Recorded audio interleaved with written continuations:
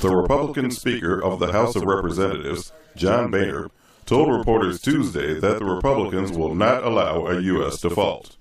I have made clear for months and months that the idea of default is wrong, and we shouldn't get anywhere close to it. Hours after House Republicans proposed a new plan to extend the government's borrowing authority until mid-February and reopen the government with some conditions, a meeting of party leaders concluded the proposal would not garner enough votes to pass. In response to the political uncertainty in the world's top economy, the Fitch credit rating agency placed the United States on a negative watch Tuesday.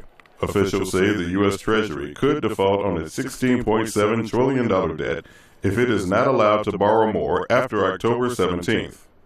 Democratic House Minority Leader Nancy Pelosi said some of the debt was accrued during the administration of Republican President George W. Bush. A lot of this debt is the Bush administration era debt, and they don't want to pay those bills. This isn't about what happens in the future only. This is about the bills that have already been incurred. How do you walk away from that?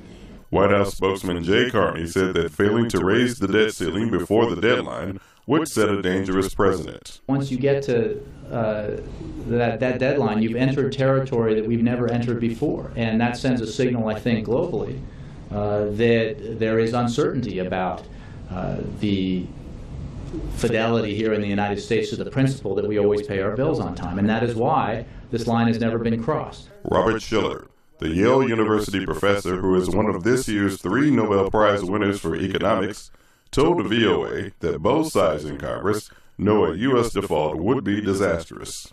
I still think it's unlikely. Both sides know that that's a disaster. It's like a game of chicken, you know, 2 cars are driving and one wins who is the last to veer off. Well, they usually don't crash. Schiller said a U.S. default would be detrimental to the U.S. economy, but that the economy would eventually get back on track. The Nobel laureate also said damage to the U.S. reputation has already been done. Richard Green, VOA News, Washington.